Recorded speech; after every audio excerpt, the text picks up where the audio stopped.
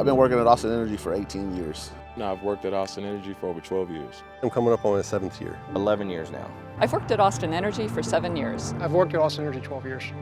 I've been with Austin Energy 20 years this year. Austin Energy is 125 years old, and it's a joy for me to be part of that because I am an Austinite. I've worked here for 21 of those years. Austin Energy is 125 years old. It's been part of the identity or part of the culture of the city of Austin for Austin's rise.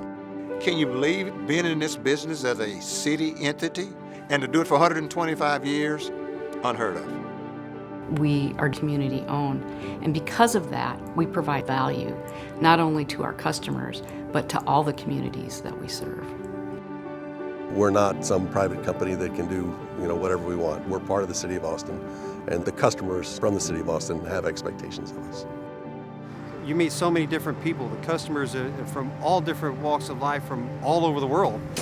It gives me a good feeling because you're helping a paying customer out. We're in service. We're here for the customer.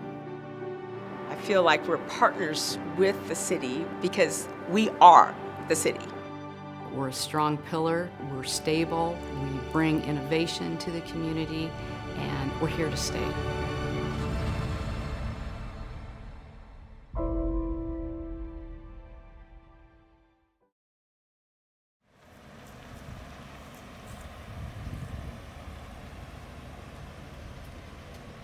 Started out as a meter reader. Was advanced to meter service rep lead. Today we got new customers that just started new service, so we're just here to make sure the water and the electricity is turned on for them whenever they move in. They like the power being on, and they're going to probably be a lifetime customer. The fact that the city's grown so much, it keeps us very busy.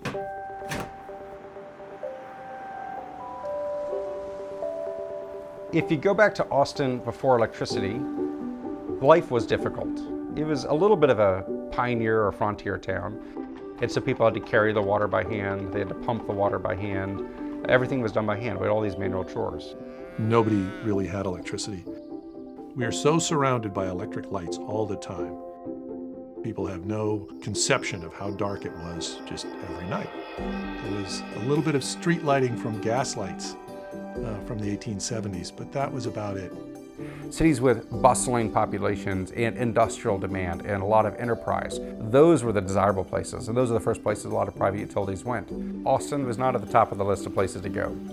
There were so few people here back when it started that no big utility from Dallas or Houston would come here and build an electric utility plant, so we did it ourselves. A man named Alexander Penn Woolridge, who was a banker and later owner of the Statesman newspaper, he and others began to lay plans for how to develop the city. That's when Woolridge and some of his allies pushed what would be a big industrial development project for the city. And Woolridge hatched the scheme that the city would finance building a dam. And this is where it's really important for the history of Austin Energy, of the electric utility. Under Austin's charter, the city couldn't finance public works for industrial development, but could finance ones for utilities. And that project was the most important thing in Austin. The dam was completed in 1893, the powerhouse in 1895. It was the biggest dam in the world. It was featured on the cover of Scientific American. Today it's like a baby dam, but at the time it was huge. People were delighted to have a lake. There had been no lakes at all in Central Texas. Now they have this beautiful lake. And that was also the foundation of the water and electric power utility owned and controlled by the city.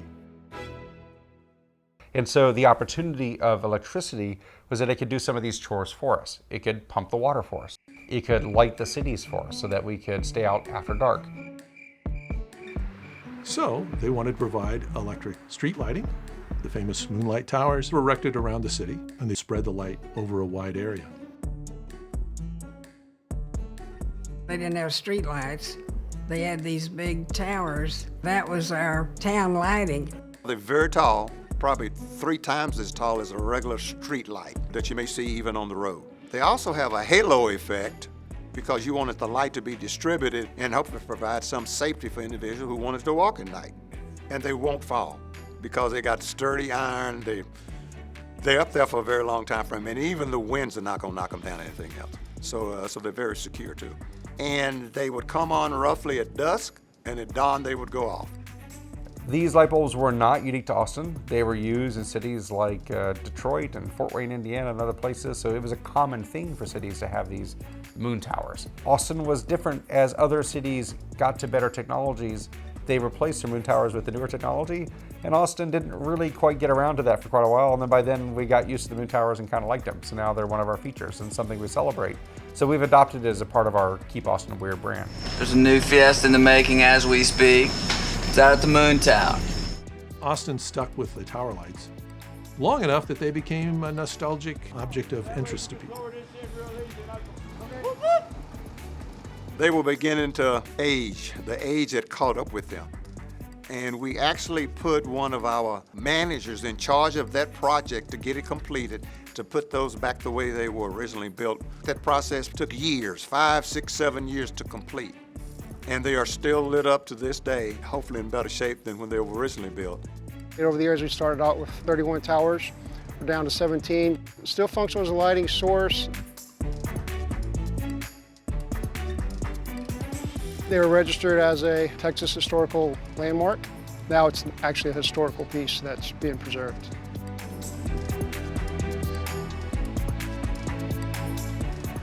We're replacing the bulbs to LEDs because they're more efficient and they also have a longer lifespan.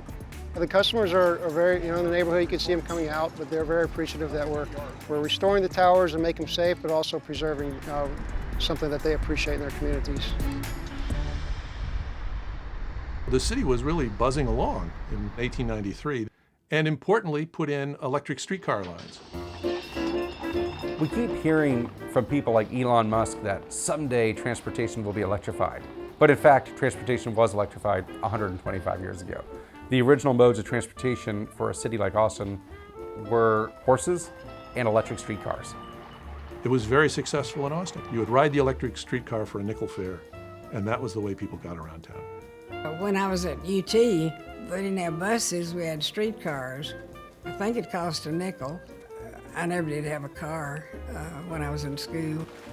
If the weather permitting, every weekend, took a bus to Barton Springs and went swimming and sunbathing. I always worked real hard to get the best tan in town. The electric streetcar remained just central to life in Austin from the 1890s until at least the 1920s and 30s, when it began to decline with competition from automobiles.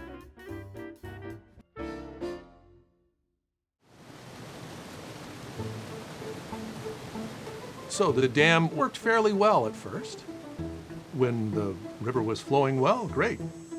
But then they had a drought, the water level behind the dam fell, and you couldn't generate any power.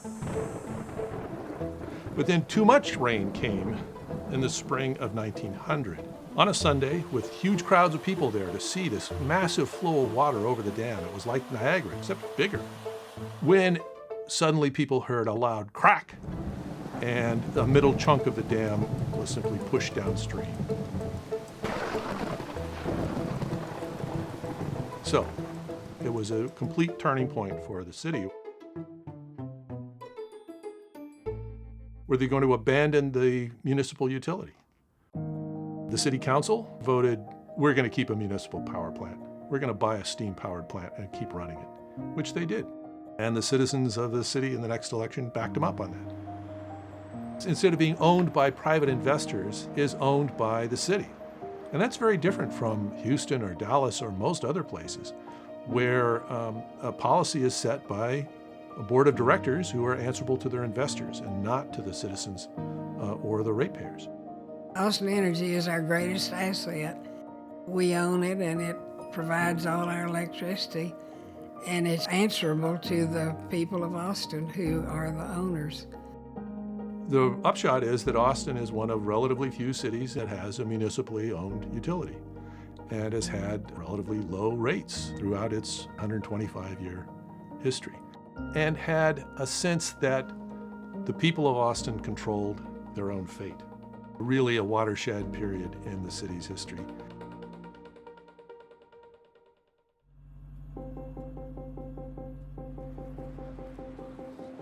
After World War II, as people moved south and west from the Northeast, Austin grew. Austin started to become a destination for people from other states to move to for economic opportunity. And this really came forward in a very visible way in the 1960s and 1970s, where Austin was changing with the growing university, the growing post-World War II population boom was still happening, the economy was shifting, everything was happening. Austin captured a lot of those elements. When the community was able to start using air conditioning, that made it more livable to be here. There was a concerted effort to get into economic development opportunities that would provide the cleanest type industries that it could. And I believe one of the first entities that came here in the 60s was IBM. 3M came later, Traco was another one, and then there was Motorola. With that growth, we had to have more supply, we had to build out infrastructure. Then we had Semitech. Semitech was this consortium for semiconductor manufacturing technology. Also MCC, the Microelectronics and Computer Corporation, another consortium. And this created Austin as a center of technology. As the internet revolution arrived, Austin was one of the leaders of that. So Austin continues to grow, and all the services of the city have had to grow alongside it, including the utility. There are 3 electrical grids in North America. There's the East, the West, and Texas. Texas is its own grid, and it's called ERCOT, Electric Reliability Council of Texas. It operates it all. So we don't really electrically serve our customers directly. We generate electricity, sell it into the market, and then buy it back out as needed to serve our customer load. And the revenues that we receive for that generation is used to offset the costs that we incur from purchasing everything from ERCOT. It's expensive to live in Austin, and if we can do our part to ensure that our customers have reasonable, low-cost electricity, that's a real benefit for them and the community. I used to tell people Austin's a great place to live if you can afford to pay for air conditioning. And that's what started my interest. I was always concerned with residential rates. It's in the 1970s that a citizens commission was set up to supervise a utility.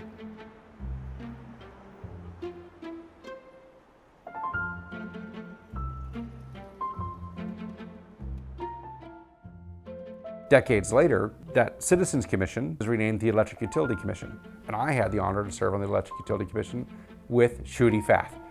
She's 104 years old. I was appointed from day one, so I served 40 years. The rates should be more fair to the people. Now, I fought battles on electric rates, good, bad, and indifferent, but She's been a remarkable watchdog on utility policy and utility management in the city and really throughout the state. Austin Energy gave a nice little retirement reception for me. Jackie Sargent said, well, we don't have any 40-year pins, and so she gave me 2 20-year pins, and I still have them. I'm so glad to have them.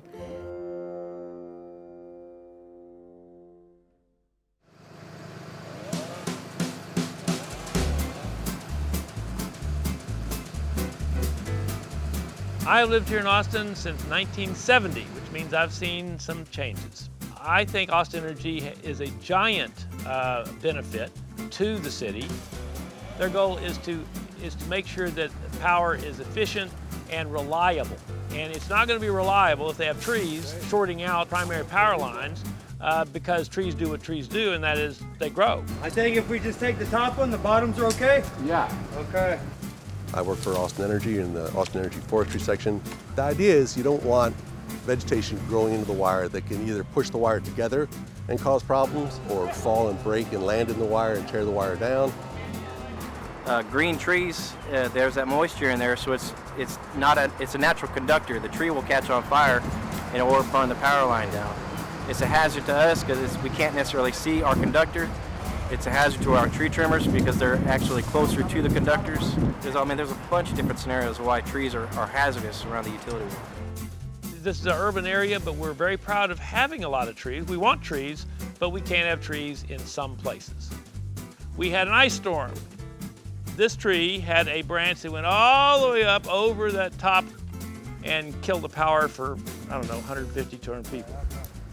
I like to be a decent neighbor, and I don't want to be the cause of other neighbors having their power lost.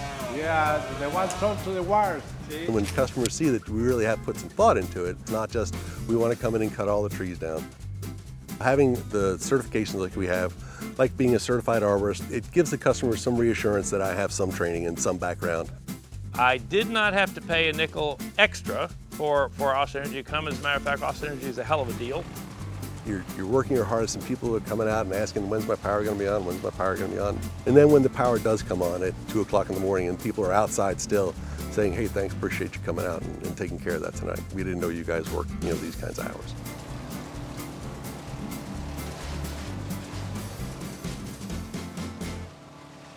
We've done so much in the space of energy efficiency and building codes and green building that our actual average customer's consumption has declined significantly. In the 70s, we went on the kick of energy efficiency, so that we don't have to go ahead and build these big power plants anymore. That was the beginning of it, was the 70s. We are able to do programs and service offerings that if we weren't a municipally owned utility, we wouldn't be able to do, such as our energy efficiency programs, the rebate programs that we have. Participated in the conservation program since the first green energy was offered 20 years ago. The level of innovation with the different kinds of conservation processes is very high with Austin Energy. We have utility scale wind projects, we have utility scale solar, we have rooftop solar, we have community solar, we have biomass and biogas. Our community is well educated. People just want us to be out there on that cutting edge doing those things. Austin Energy has been a leader in renewable energy, wind and solar, and plug-in vehicles. We have over 800 public charging ports that are available for the public to use to charge their vehicles. We try to make it easy. There's batteries, hopefully one day will be the ultimate thing that we'll want, if we can ever find a way to put large amounts of kilowatt hours in a battery so you can call on it when you need it the most and be able to shut down some of the plants. There's always new technology and something new to learn every day, for sure. Innovation is in our DNA. This system is a chilled water system. Austin was one of the first cities in Texas to actually have a building with a chilled water system for air conditioning. For buildings in our region, 40 to 50% of the building's annual electric consumption goes to driving its air conditioning system. And so what we've done at Austin Energy with district cooling is make chilled water around 40 degrees and send it out to our customer buildings, which is used for air conditioning and cooling their buildings.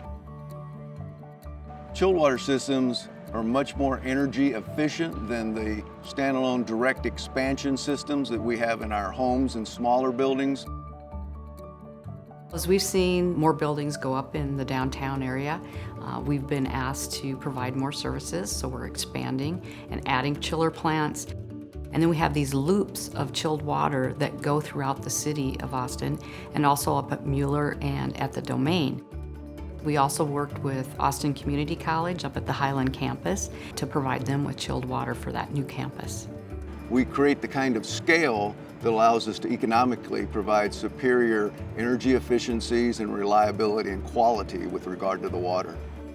This facility uses a lot of electricity, and by virtue of the fact that we run during off-peak electric hours, we use green energy that is generated from West Texas wind.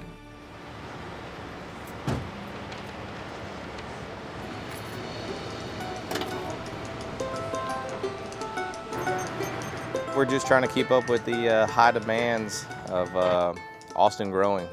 We got a lot of new subdivisions, and we're just coming in here setting transformers for these new homes out here. Every day is a different day. We hop around from job site to job site. Keeps you on your toes. Every morning we'll have a little safety briefing. We get a game plan in the shop. We head out to the job site. Nowadays in new construction, everybody wants to go underground. We try to put all our new power lines underground. Go ahead. And today we were pulling in underground primary cable. We were pulling that in from transformer to transformer. That way we can get everything energized for the customer. It's usually safer. It's visually more pleasing for the customer for sure. My favorite kind of project would be new residential. You come by a few months later and then you have families living in that subdivision that you were part of. Wood. No, you don't sag anything on the outside arm first. Sag the center first. We're constantly trying to evolve with the times, everything that's coming in new. When I was general manager, where would you suspect was the first place I went to learn this business? I went right out to the ones who climbed the poles. Those are the unsung heroes that nobody ever sees. We have training yard, for our up-and-coming linemen that are in this apprenticeship program. With the newer generations coming in, it's important for us to keep them on top of their training to pass on the skills, keep these next levels coming up to speed with. Swing to the center of the pole, then you can reach over and pin this one. Okay, right there, now catch your stuff. Well, I mean, this isn't stuff you can learn in a classroom. Smooth bend when you come in on that junction. As y'all seen out here today, it's a lot of learning how to balance yourself on the poles, work with your tools. On a daily basis, we install new infrastructure and install new transformers, install new wires, maintain existing infrastructure that we have that's just aging. This is one of the most dangerous jobs in the world, top 10. You don't have the skill level right now to sag a three-phase pole correctly with one. Yeah, I mean, we're dealing with electrical hazards, your ground hazards. So they've also got to pay attention to all the hazards around them with the electric and the equipment hazards. Not to mention the terrain, the weather. We do emergency work. We are on standby. We are part of the mutual aid. Anytime those disasters hit, in any way that we can help, that's what we like to do. When I was younger, I remember seeing the linemen during lightning storms, anticipating that they're going to get the power back on and watching them work in such a dangerous situation to make sure that we have electricity. I know you probably just see the person up there working with a lot of monitoring going on. So every person has another person's back. Everyone knows their job, they're very experienced linemen, so they know exactly what they're doing and what their role is. The things that we've been losing a lot of with retirees and people moving on to different parts of our industry here. So we try to retain that knowledge. So if you find an older lineman out in the field, he's obviously seen a lot and he's got a lot of skills and things to pass on to this newer generation. We're like wine, we get better with age.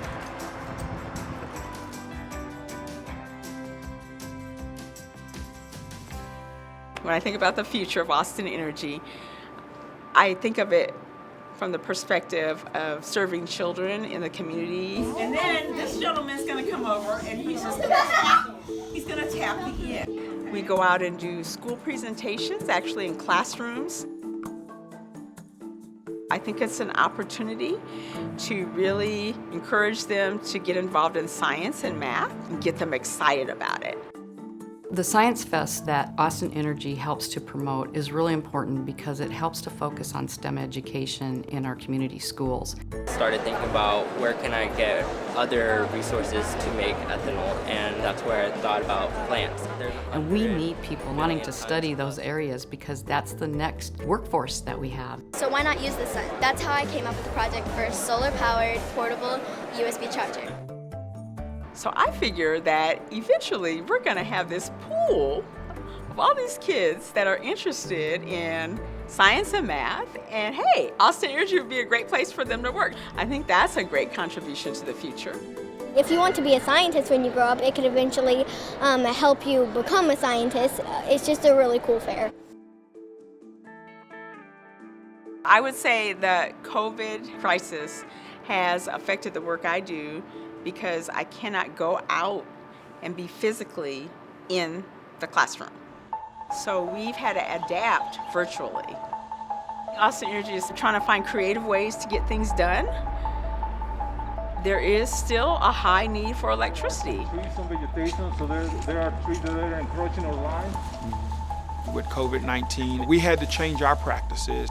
We run 2 centers with approximately 300 agents who answer the phones. Our utility contact center and the Austin 311. We had to make sure that we were taking care of our employees, making sure that they were safe, and we moved practically over 97% of the entire operation at home.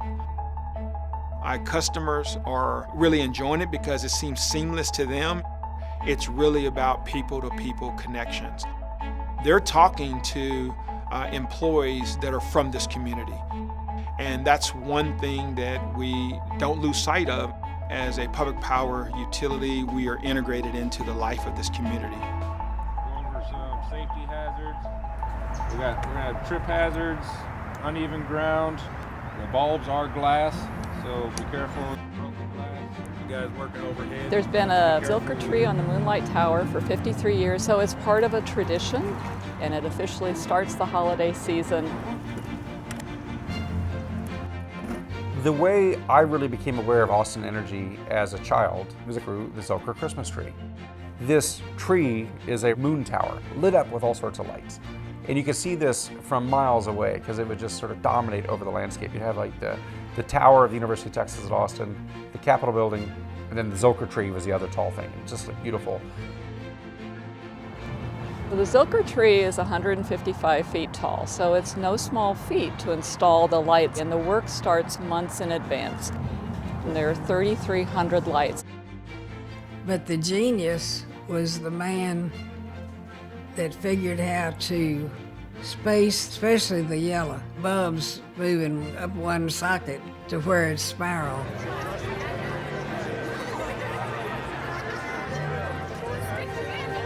This is a City of Austin tradition, and we'd always do it, I believe, right after Thanksgiving, and let it stay to Christmas and maybe even New Year, then we'd take it down. We would have a celebration, invite people to come. We'd pick someone within the community to plug the lights in, and then it all lights up.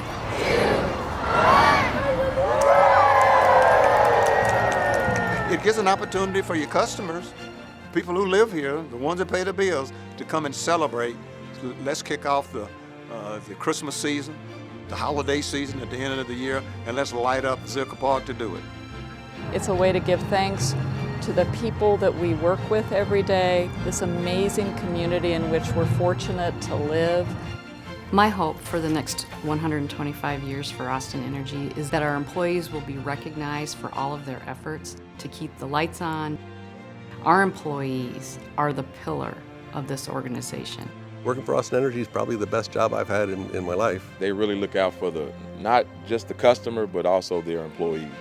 Working for Austin Energy for me, it's special because it's a family. There you go. It's the best job in the world. This community depends on us. Austin has been consistently one of the fastest growing cities, and it's not stopping.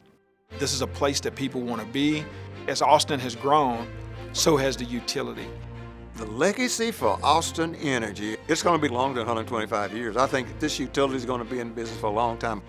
I don't think the citizens will ever let this particular responsibility go someplace else because we control our own destiny. That's the bottom line.